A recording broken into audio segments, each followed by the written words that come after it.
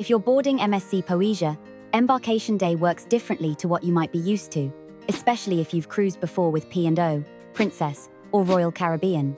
Before this cruise, I'll be honest, I was a bit nervous about embarkation day on MSC Poesia. I'd seen MSC ships embarking and disembarking in places like Civitavecchia, and from the outside it looked busy, noisy, and very different to the more structured embarkation I was used to with other cruise lines from Southampton. So, in this video, I'm sharing 10 things you need to know about embarkation day, sailing from Southampton on MSC Poesia.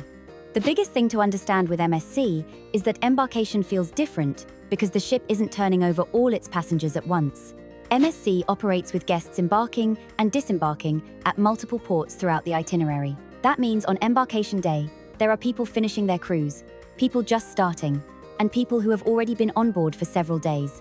From the outside, that can look chaotic. Add to that a much more international passenger mix, multiple languages, and announcements happening throughout the day.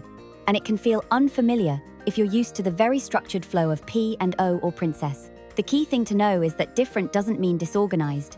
It just means the process works in a different way. And that difference is most noticeable in the terminal and early afternoon on board, when everything feels busier at once. Once boarding is complete and the ship settles, that feeling largely disappears, but the first impression can be misleading if you're not expecting it. The first place that this difference shows up in practice is the online check-in, because it works slightly differently to what many people expect. Online check-in for MSC usually opens around 2 weeks before your cruise, either through the MSC For Me app or on the website. This is where you upload passport details, add your photo, and choose an embarkation time. I chose the earliest available slot, 10 o'clock, because I wanted to make the most of embarkation day. One thing to be aware of, though, is that the app isn't perfect. You sometimes can't add your credit card details during online check-in. That can feel unfinished if you're used to other cruise lines, but on MSC, it's normal. Payment activation often happens on board instead.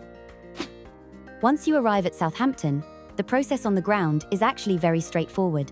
At Southampton, MSC uses ABP parking at the Horizon Cruise Terminal.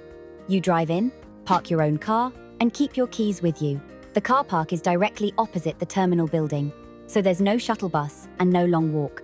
Luggage drop-off happens just outside the terminal entrance and was quick and clearly organized.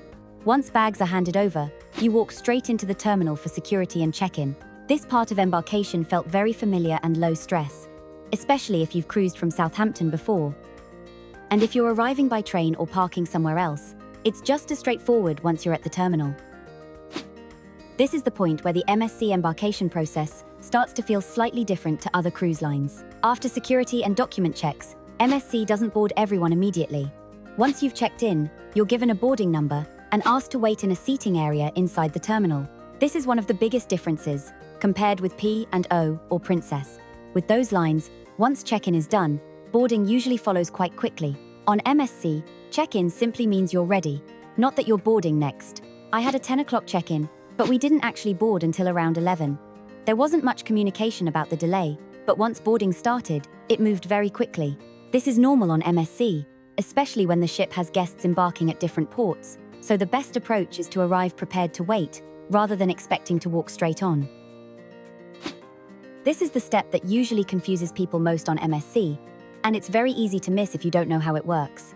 Once on board, head straight to your cabin area. Your cruise card will be waiting in an envelope outside your cabin door, even though the cabin itself won't be ready yet. This is an important moment on MSC because the cruise card is your room key, your onboard payment method, and your ID for the ship. You can leave your hand luggage, coats, and any bags in the room, which immediately makes the ship feel easier to navigate. This is also a good moment to have a quick look at your cabin, even if you're not unpacking yet. On my sailing, the cabin wasn't ready until around 2:30, and luggage was outside the door by then. The room itself did feel dated, with wear on the carpets, which explains why MSC Poesia is due for a refit. It was clean and functional though, and considering how cheap this cruise was, it didn't bother me. At this point, your case is in the cabin, your cruise card is sorted, and you can actually start using the ship. Embarkation day is also the best time to wander the ship and get your bearings. Take the time to locate the main bars, pools, dining rooms, and key venues. Doing this early makes the rest of the cruise far less confusing, especially on an older ship with a more traditional layout. The next step is something that catches a lot of people out. your cruise card won't fully work until it's activated on board. There are self-service terminals on decks 5 and 6, midship, where you swipe your cruise card and add your payment card. In some cases, you might be able to add your card during online check-in, but in my experience, that doesn't always work. So it's best to assume you'll need to do this on board. Until your card is activated, you won't be able to order drinks, make purchases, or charge anything to your onboard account. If you leave it until later in the afternoon, queues can build quickly as more passengers try to activate their cards at the same time. Getting this done early takes care of one of the biggest admin jobs on embarkation day and makes the rest of the afternoon run more smoothly.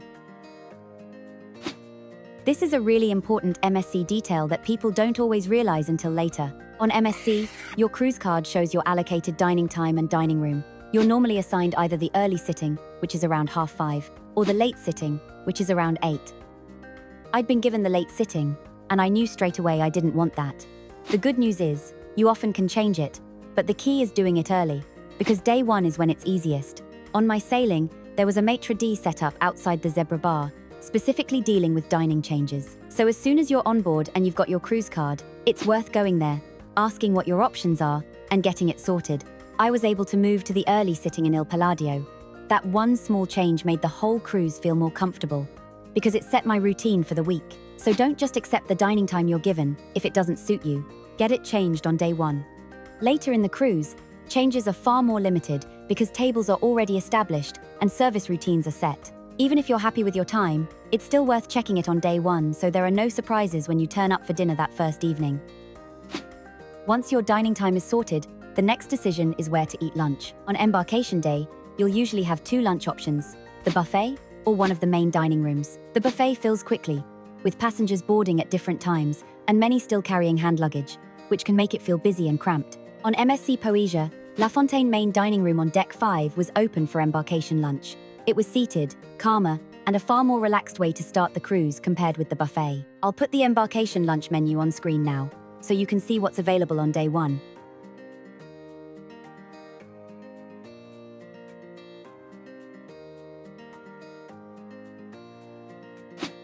After lunch, the next fixed part of embarkation day on MSC is the muster drill, and it works slightly differently to what you might be used to on other cruise lines. On MSC, you'll receive a leaflet at check-in, and there are tannoy announcements throughout the afternoon explaining when and how to complete the drill.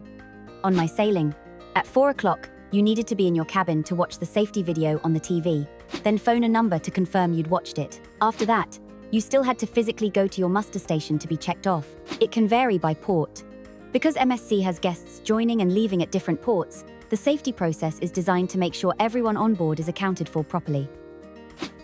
Once the muster drill is signed off, there's nothing else you're required to do until dinner. From that point, the ship feels noticeably different. Dinner in the main dining room was fine, with service a little disorganized, but the overall vibe on board surprised me.